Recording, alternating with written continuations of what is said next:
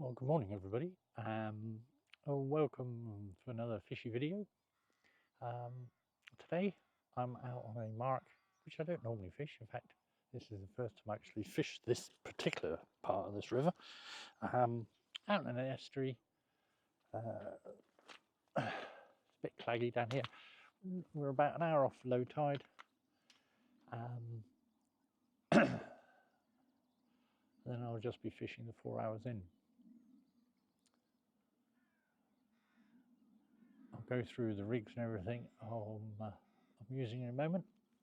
I have actually put bells on the rods just while I was setting up so I don't miss anything. And I'm fishing just by the two yellow buoys out there.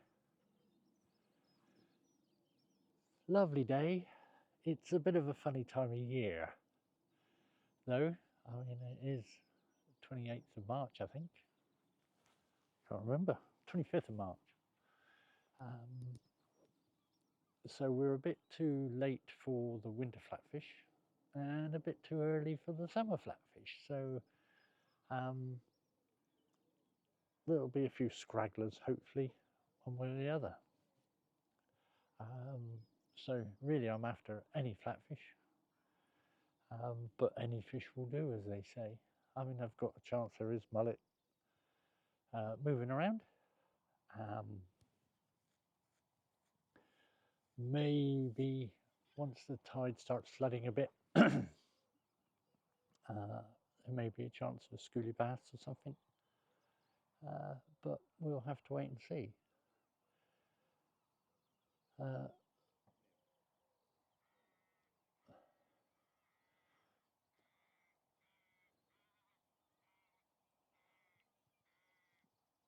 The rigs I'm using at the moment are I'm on Wessex rigs, so that's one on a paternos and one in running. Both hooks loaded with ragworm on both rods, same rigs, both rods. The rods I'm using at the moment, they're both bass rods, 2 to 4 ounce casting weight. I got a Graze GX, can't remember, a GX, no, a GR 75S, which is 11'9", and let's say 2 to 4 ounce. And oh, one has got a bite.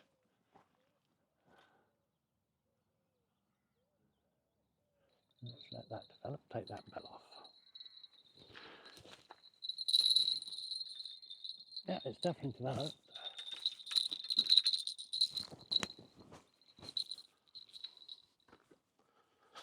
And we're off. Okay.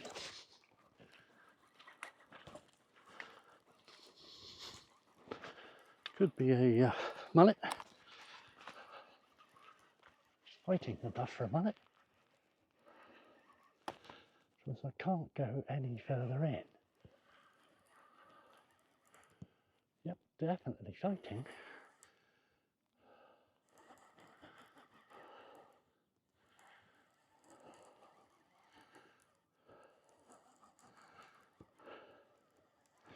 We're a bit claggy, the mud around here, so yeah, it's a mullet, I reckon.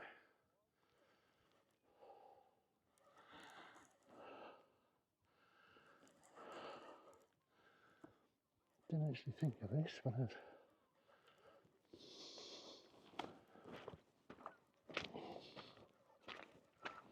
Let's see if I can get a bit.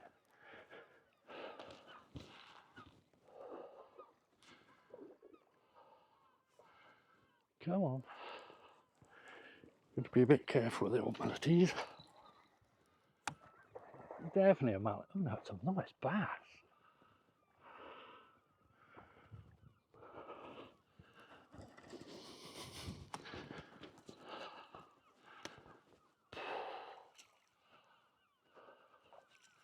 Come on.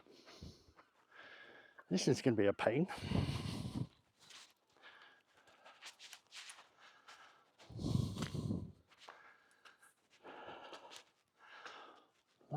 is a beautiful bass. Look at the size of that one.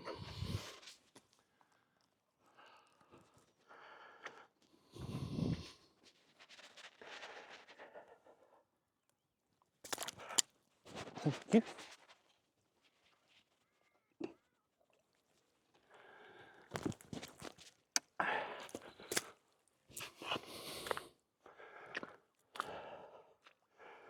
What I think I might do is let's take that.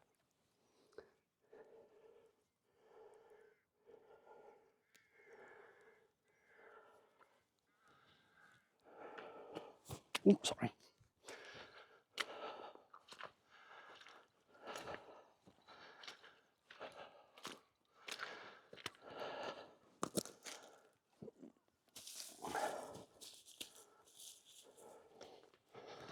Christ, that's, what a result. Can't see the bloody thing because of the water.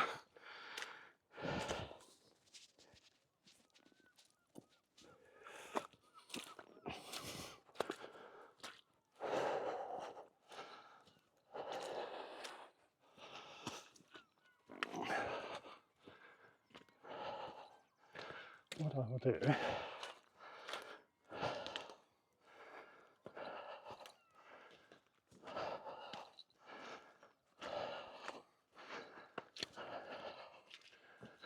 I'm going to bring him up here.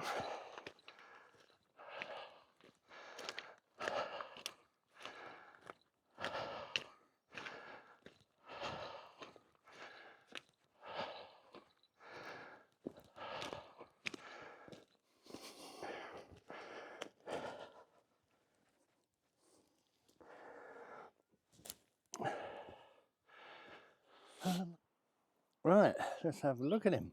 What a beautiful bass. Wow. Let's get him unhooked. Come on. Come on. Come on. Wow, that's well hooked. Right at the bottom lip. Right, let's have a... Oh. Get this dirt off. Gently. Cool. Right, let's have a... Look at that. That is a big bass. I think that must be my personal best. I mean, it's got to be. It's got to be. There's no three ways about it. Right. Let's have another look at him.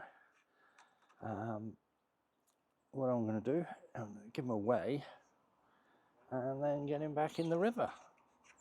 Cool. Right, I'm back again after sorting that bass out. Personal best.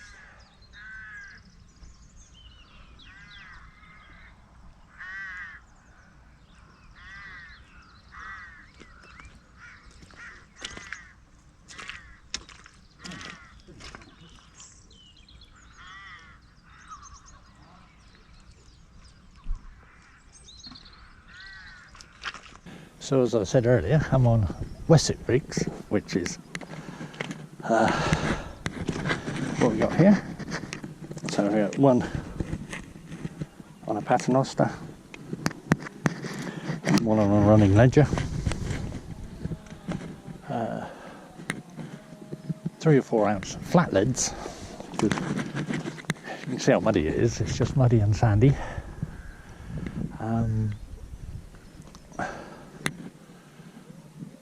So that way they won't bury themselves too much, but they will grip and they won't roll. Even though it's nice sometimes to have a rolling lead, these flat ones just won't roll. And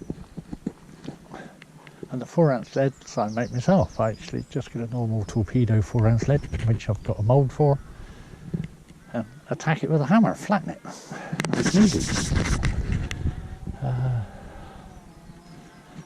So yeah. Right, the rods, as I was saying, my right hand rod, the one that just had the bass, which is a Gray's GR75S bass rod. What else to catch a bass? 2 to 4 ounce so I'm just on the upper limit of its casting ability, but it can take it. It's very nice casting to the greys, and that's got a Abu's 6500 multiplier, 6500C multiplier on it, and the other rod is a Daiwa Alpha X bass, 2 to 4 ounce again, and that's got a Abu's Cardinal on it. Both loaded with braid. They've both got shock leaders on, but the one on the multiplier is a bit heavier than the one on the fixed spool, but just proves it doesn't really matter. Yeah, so I've got, like I say, got bells on them at the moment, so I don't have to concentrate too much. I am absolutely covered in mud now. But wow, what a start. I'm so impressed with that bass. That's really made my day. I was really wondering if what was going to happen today. More scratching than anything else to find that. Time it is 20 past 8, so low water is about 20 to 9 ish. Can't remember, to be honest.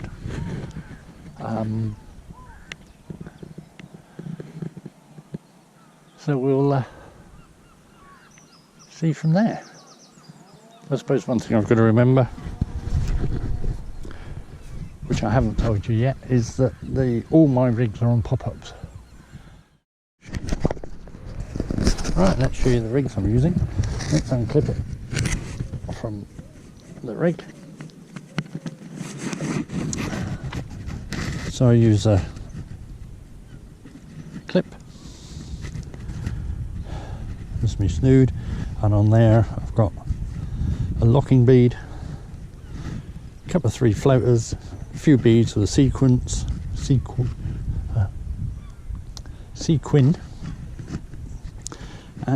and bait on that. And of course I have these made up in the meantime, so I can just swap either the bait if required, or the whole rig. The whole rig's just on a swivel, and I've got a clip at the end of the line, so I can literally just take one off, put one on. The main reason I'm doing this, which was, like I said, I've never actually fished this spot before, is because, as you can see, there's a bit of the backwater. So there's a sandbar dead ahead of us, and that isolates this channel. The main flow is the other side of it, but as it comes round, it's going to force people, since it's the outside of the bend, it's going to be slightly faster flowing. So the fish should follow that once the tide starts flooding.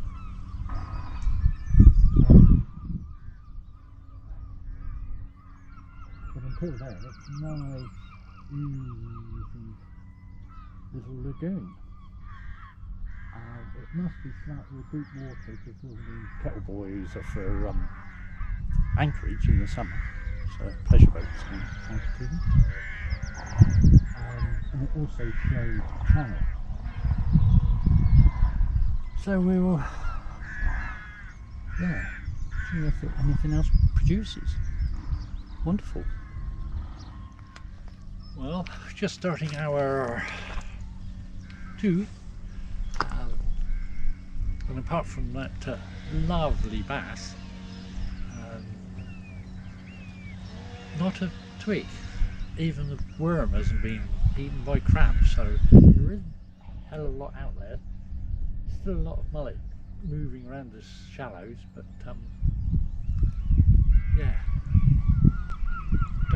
let's keep our fingers crossed that something else might happen later on today, but at the moment not looking very good. Yeah, and it's also started mizzling, which is never brilliant, but it happens.